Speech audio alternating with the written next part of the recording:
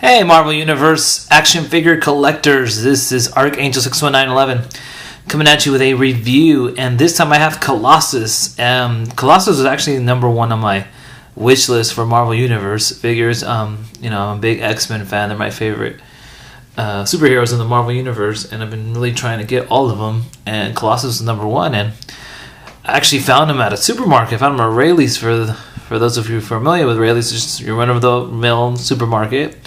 They sell groceries and whatnot.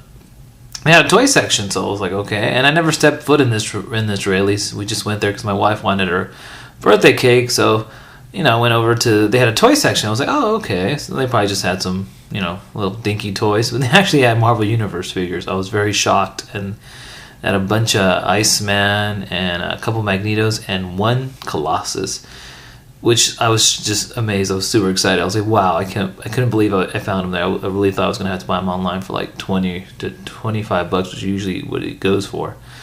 So, very cool. Now, the box is not in the best condition, but I knew I was going to open him anyway. So, very excited to add Colossus to my collection. So, there's a good image of him. Some good artwork on the front of the package. And Colossus, of course, Colossus is a mutant from the X-Men who can turn his body into organic steel. Series 2, number 13. Some of the other figures in the wave. Proud to say I have all of those three. Of course, X-Men. X-Men was an X-Man, or and a foe at one time. So there is the bio. If you'd like to pause and read. So that's for the package, and here's the letter that comes with it. So feel free to pause and read. Pause and read. Okay. And then the card,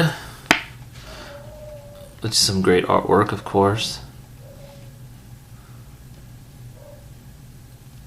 Okay. My daughter got to it, so it kind of, was bent, but not a big deal. Okay. All right. For accessories, you get your stand. Whoops, there goes Colossus. Alright. And really do miss the stand. Really can't wait for the new wave. There's going to be some cool figures in there, especially Beast.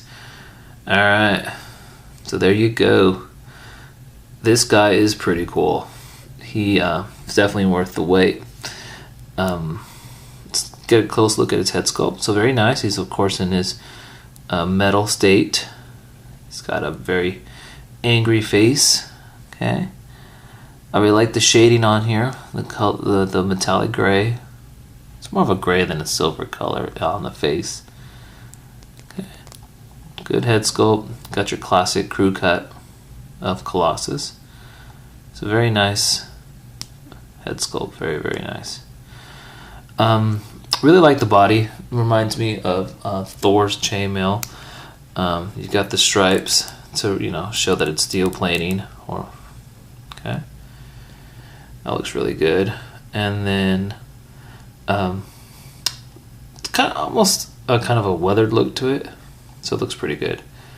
This classic red and yellow costume, and there's some muscle definition here with some light shading there to give it more of that, give it more definition.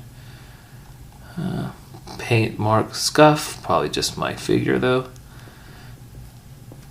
Okay, got his hand in a nice open position, really like that. Got his wrist guards there. This one's a closed fist. Looks really nice, like the detail there. Definitely looks like he's made out of metal. Got your classic X symbol there in the center.